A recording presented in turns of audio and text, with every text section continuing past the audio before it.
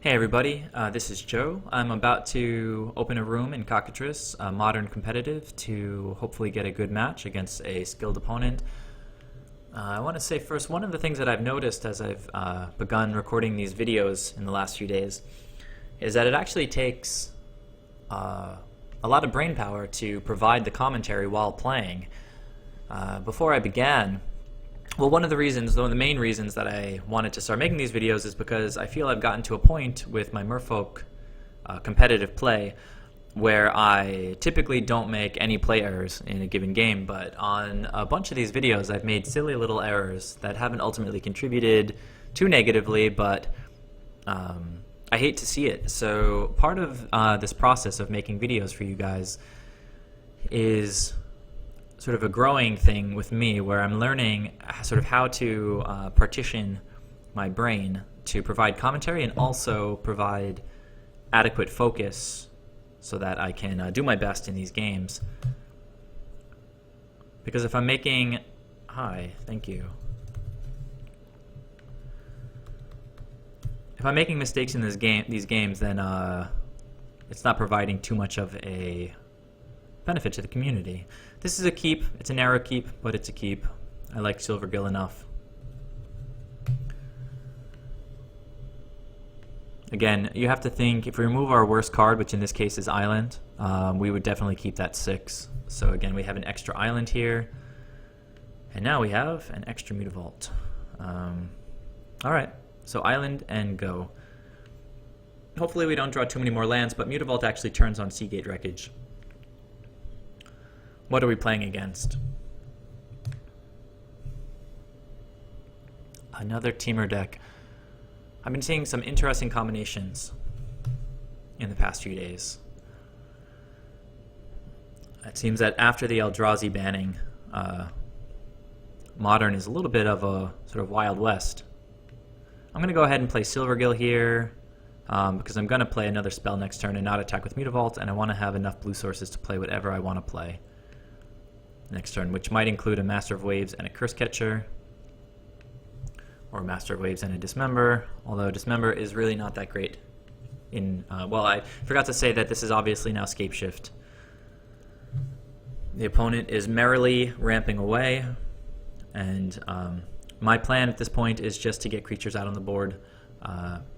If the opponent happens to have drawn a board wipe, then it's unfortunate, but we're, we can't have it both ways. In game 1,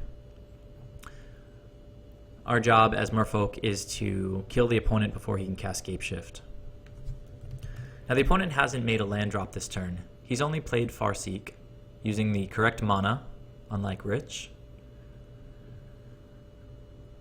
And, okay, Breeding Pool comes into play tapped, and he did miss his land drop, which is decent news. Playing against...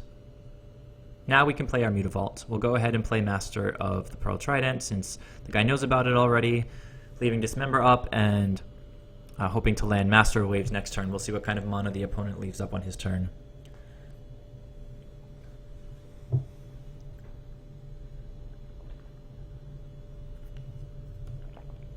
Okay. I'm starting to see more Scapeshift, which is kind of cool because it's a really, really good deck. And it's been lacking from Modern. It's been kind of absent. It'd be really nice to see Scapeshift move up again towards sort of anywhere near Tier 1. In my opinion, that would be really, really sweet as a development for the Modern format. Okay, so he put a card on the bottom, and he's still thinking... Oh, he stopped looking at his library, so one of them's on the top. Okay, so he's going to play an additional land and draw a card. I don't think the additional land thing is going to be that useful for him, since he doesn't appear to have lands. So he just played the one land. Alright, so now we have to think about what we want to do here.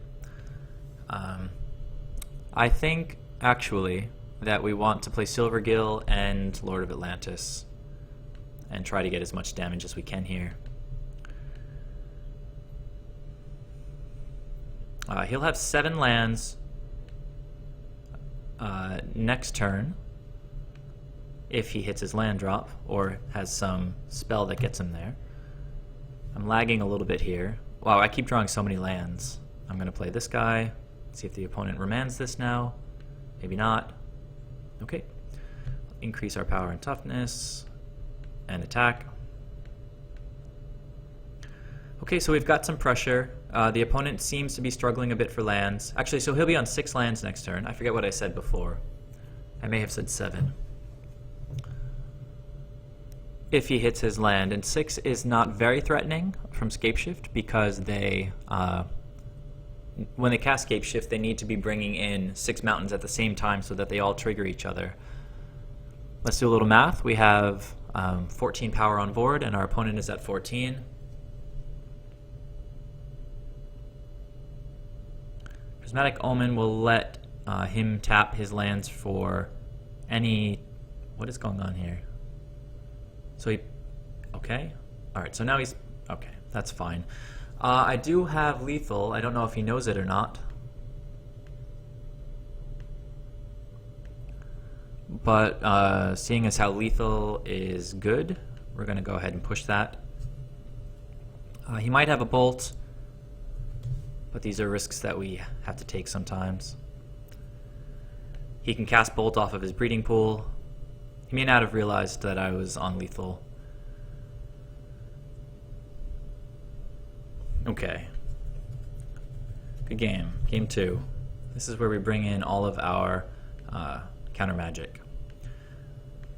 Now, Prismatic Omen is not a card to see all the time. So far today, or in the last few days I should say, I've seen Rich's Temur, Scapeshift, which ran Thing in the Ice. I've seen just regular old red-green Scapeshift.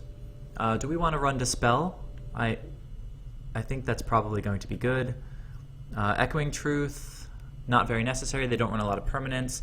Dismember is terrible. Spreading Seas is not very necessary against a deck that plays blue. We had Island Walk without the help of Spreading Seas. Relic of Progenitus is not very useful. So now we just have to trim 3 cards. Kira is decent.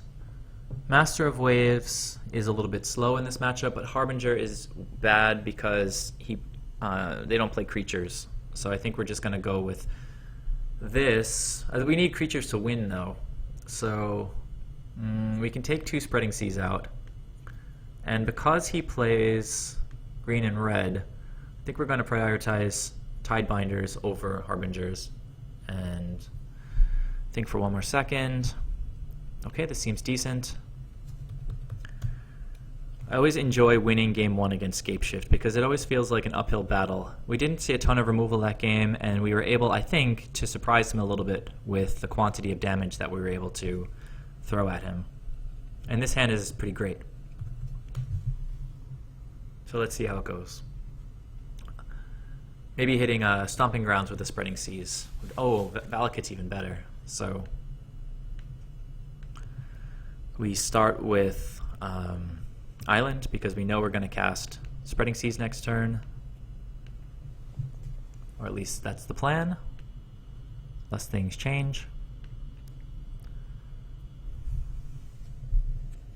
So again, for people who are unfamiliar with Valakut, let's go ahead and read the text. It enters the battlefield tapped. Whenever a mountain enters the battlefield under our opponent's control, if he controls at least 5 other mountains, that includes things like Stomping Ground, which is a mountain forest.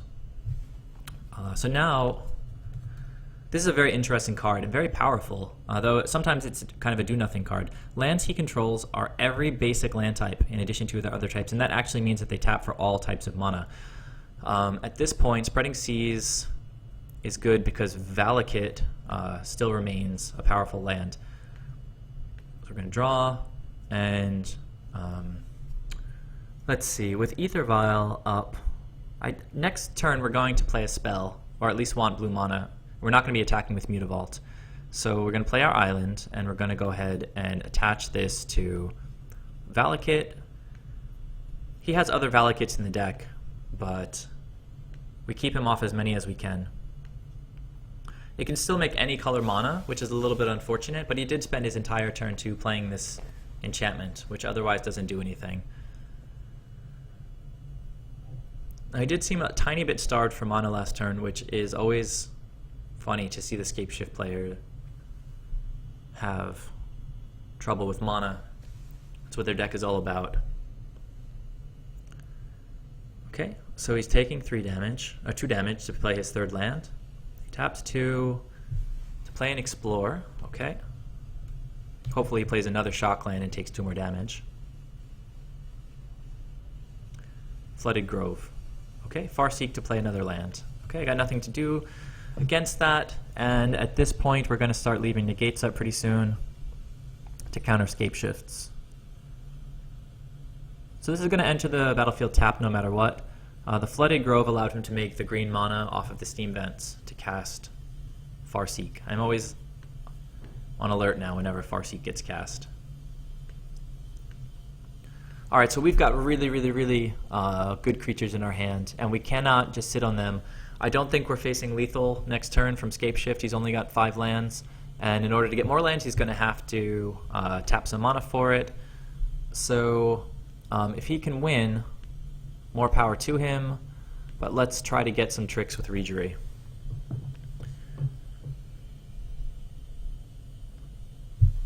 Okay, if I kick Ether Vial up to 3 next turn, we can get another Rejury out and then start untapping Ether Vial to put another Rejury into play. Explore is okay. So here, let's see. Because he hasn't played any lands yet. He just drew a card off of Explore.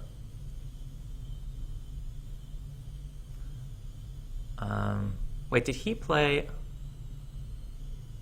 I need to check his land drops last turn. Did he play an Explorer last turn? Let's check. He did, but that would only give him 1 extra land. Oh, then he did Farseek. So that's how he ended up getting 3 lands into play last turn. He had a land drop plus 2 other effects. So that's 1 land, and then tapping 2 more for another Explorer. Okay, there's nothing we can do about these things. But he's cycling these things, and he's now made 2 land drops, and could have made another one, I think. I'm going to ask about if Vial is okay.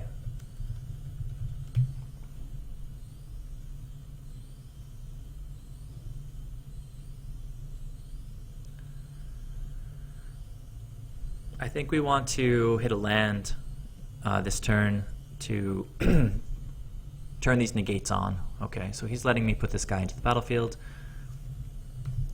With 2 Mara Rejuries in hand, Ether Vial is certainly going up to 3. Okay, so we drew a land. Our opponent is at 16, so we just have to think about how to get there, how to deal 16 points of damage. Now, we can bring in a Rejury and attack for 8, and that becomes a very easy 2-turn clock. We're going to try to suss out a Lightning Bolt here, just cause. If he tries to hit our head with it, I mean, let's see what happens. Not get too far ahead of ourselves. I'm actually going to bring in this guy. And we're going to leave double negate up.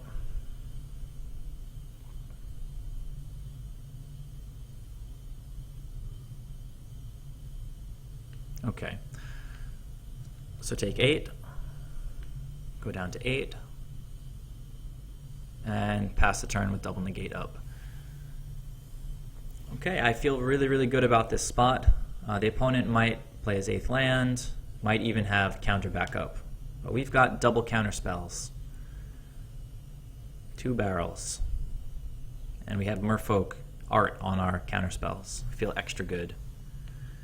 I mean, he might just scoop if he doesn't have it. He did cycle a lot this game, so certainly wouldn't be surprised if he has decent cards in hand. But he's thinking a lot here.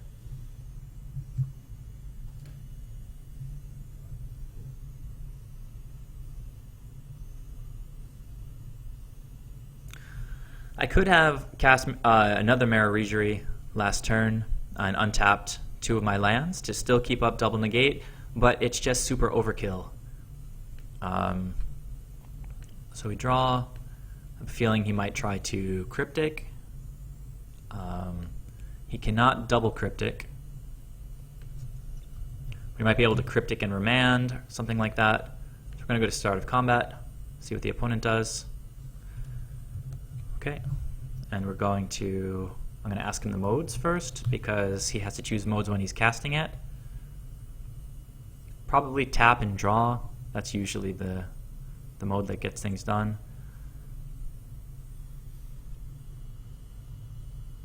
Bounce what?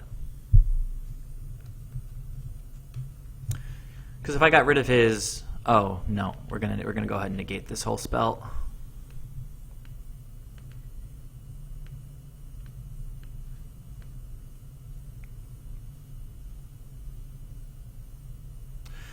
Okay. Good games. Thank you. Okay, so we got there against Scapeshift. Prismatic Omen, I haven't seen too much of it lately, but it's a very strong card. I don't know if it's weaker compared to other versions of Scapeshift, but that matchup actually felt much better than some of the other Scapeshift matchups I have encountered recently. Alright, so thanks for tuning in, guys, and I'll catch you in the next video. See ya.